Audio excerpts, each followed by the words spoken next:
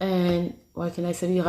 So when they were calling, my parents were traveling. They were sometimes sending postal cards to know how we were, and we were giving to us like the we have the priest who was in charge also. He was giving to us the postal card of our parents that we were things together.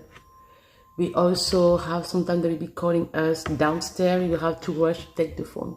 And I remember these years at the time in the 90s, early and 90s, when people were calling from the outside, the international call, you usually hear like, oh my God, I have so much. Like click, when you took the phone, you hear the click and it was an international call. And you could hear the voice of your parent coming from far. And sometimes the voice was doing like an echo. It was like echoing. It was a time. And yeah, that's how I found myself there. And we have activities. I was the only girl at the dormitory. Everybody knew that in high school, there was a girl. Even when I left, they never had any girls.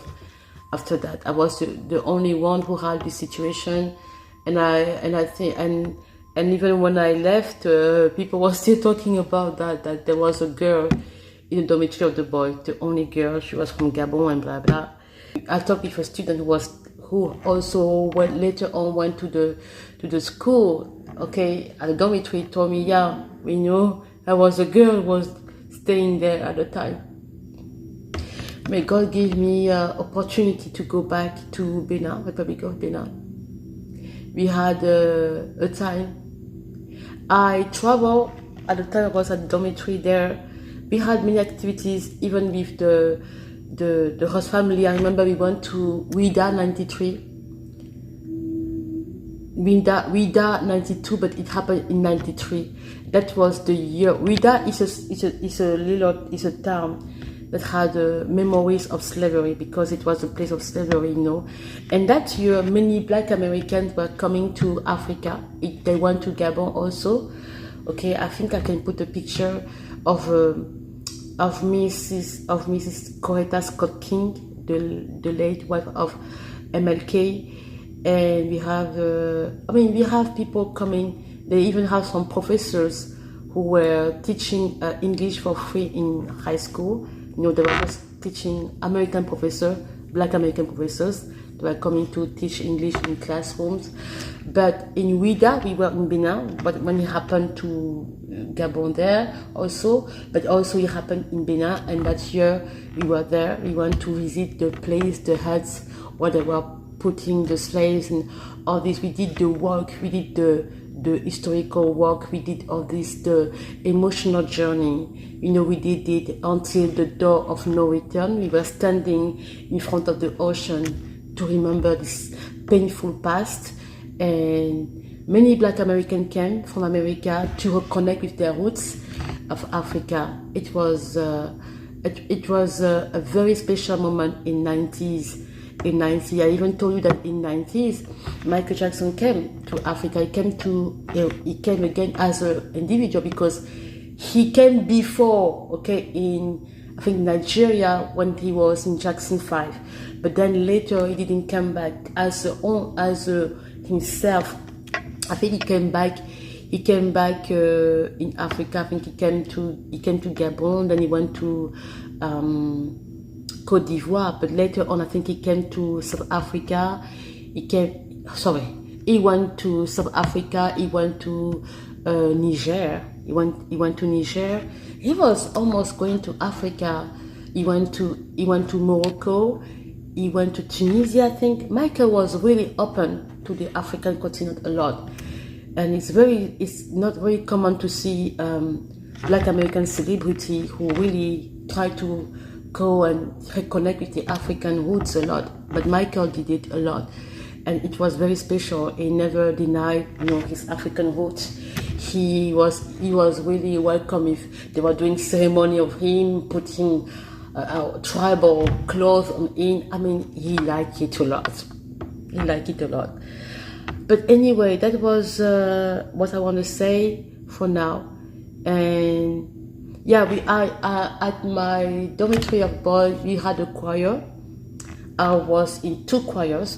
The first choirs I was the choir of the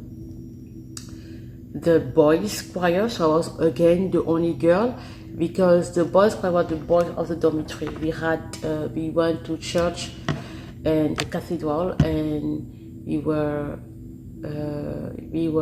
in charge of singing the choir. And then I had the other choir later on with the principal niece. We were going there. At the principal place house, I was reading again. I didn't stop.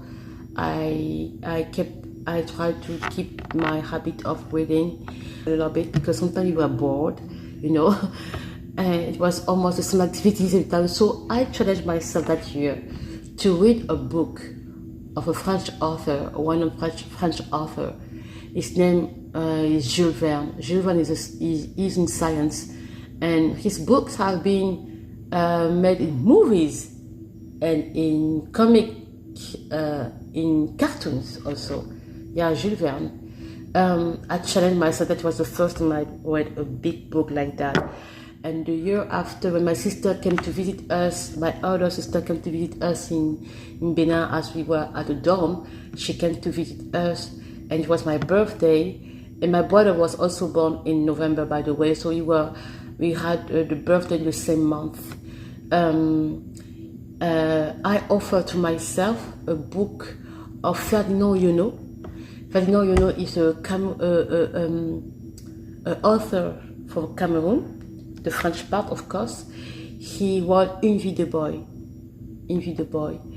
That's how I started learning a little more about colonization, the French colonization, how horrible, how hypocrite that colonization was. It was interesting. That was the first author of Cameroon that I started reading, but I read a little more author from Cameroon, a little bit more, and I also read some of Senegal. Yeah, I like author from Senegal, especially when it's in poetry and stuff. Very good. I read author. I will talk about books later. The second year, I read a book that was offered for the grade report result of the semester. We had books they were giving you a prize. Okay, they were giving prize to students, and the prize was a book. I read the book of Peter Abrams, Mind Boys. If you read it, he was an author from South Africa, and he wrote about the life of Mind Boys in Johannesburg. And that was the first time that I read a lot about South Africa, besides the fact that we were already informed of what was happening during the time of the apartheid to TV. But Mind Boy was like deep, like more knowledge. And that was good, because I didn't know that years later I will go study in Johannesburg. And that book was already gave me an idea of the culture, a little bit of the life, the expression, and all this, because of Peter Abrams in his book. Yeah. Thank you, and I will see you in next video. And I hope, bye.